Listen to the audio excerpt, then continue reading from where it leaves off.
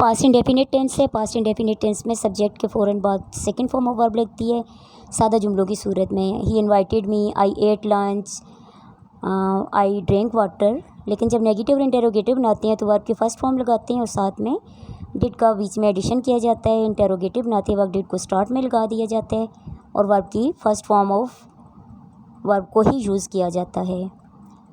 और assertive case में just second form use होती है। आगे नेक्स्ट चल के हमारा देखें कंटिन्यूस टेंस आ जाता है। पास्ट कंटिन्यूस टेंस रहा था, रही थी, रहे थे के साथ जुमले ख़त्म होते हैं। वो सबक पढ़ रहा था, वो सबक पढ़ रहे थे, एट्सेट्रा। इसमें हेल्पिंग वर्ब वाज और वर लगता है। एक इंसान हो, एक सब्जेक्ट हो तो वाज लगेगा और अगर ज़्यादा हो सब्जेक्ट के तौर पर प्लूरल तो हम वर लगाते हैं। वर्ब की फोर्थ फॉर्म ऑफ वर्ब इस कंटिन्यूस में भी, फ्यूचर कंटिन्यूस में भी, तमाम कंटिन्यूस के जितने भी टेंसेज हैं 6 टेंसेज ऐसे हैं जिनमें हम fourth form of verb use करते हैं। Present continuous, past continuous, future continuous, ऐसे ही present perfect continuous, past perfect continuous और फ्यूचर परफेक्ट कंटिन्यूस। इन तीनों में fourth form of verb use होती है जिसे पार्टिसिपल फॉर्म ऑफ वर्ब भी बोला जाता है और वर्ब की आईएनजी वाली फॉर्म भी बोला जाता है।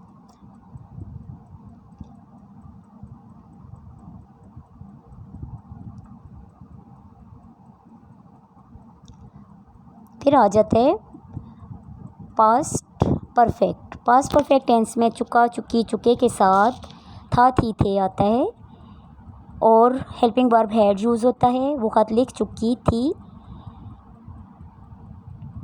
She had written the letter.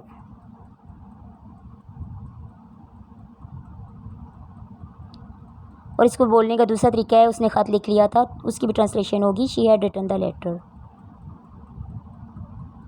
में third form of verb use करते हैं। नेगेटिव बनाना हो तो हैड नॉट हो जाता है।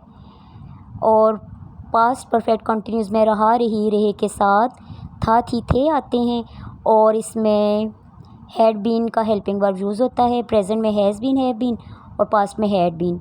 वर्ब की फोर्थ फॉर्म सिंस और फॉर के साथ, since for limited time period और फॉर काउंटेबल टाइम पीरियड के साथ। वो 3 साल से इस घर में रह रहे थे, पास्ट है।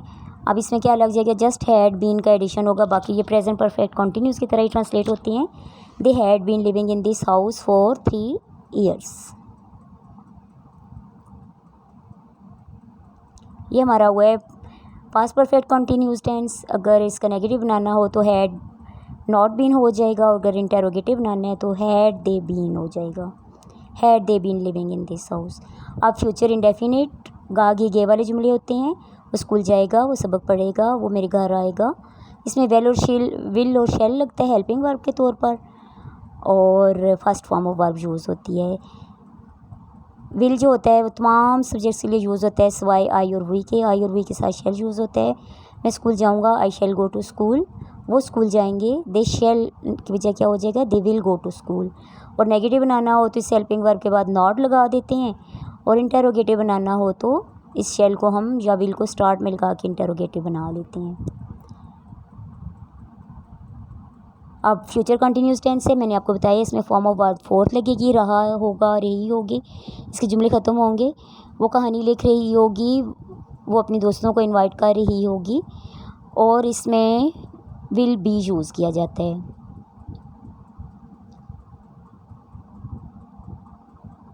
I will be eating food, मैं खाना खा रही होंगी, I will be eating food. अब देखें इसमें भी fourth form of verb use हुई है।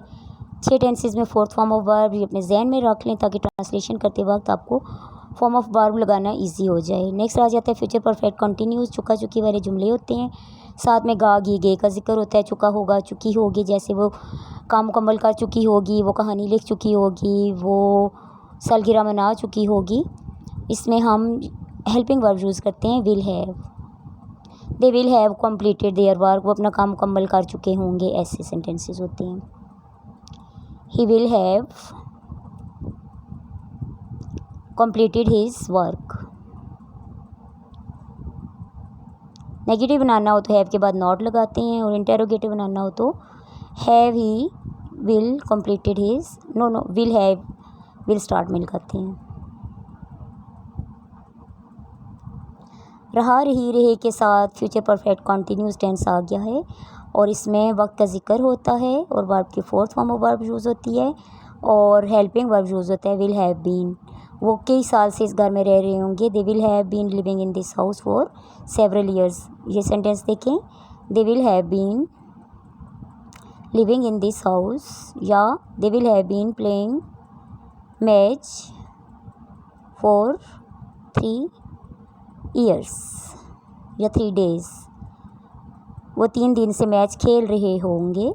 ये हमारी बात होगी फ्यूचर परफेक्ट कंटिन्यूस की। उम्मीद है आप लोगों को इन टेंसेस की अच्छी तरह से समझ आई होगी और अगर आपको कोई क्वेरी है, कोई भी आपको कन्फ्यूजन है तो आप लोग मुझसे कमेंट में पूछ सकते हैं और आप लोग मेरे व्हाट्सएप चैनल को भी ज्वाइन कर लें, लिंक डिस्क्रिप्शन में दे देती हूँ और साथ में टिकटॉक पे भी मुझे फॉलो कर लें।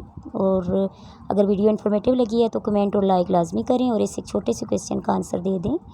प्रेजेंट परफेक्ट टेंस है, इसका हेल्पिंग वर्ब क्या है? बहुत ईजी सा क्वेश्चन है।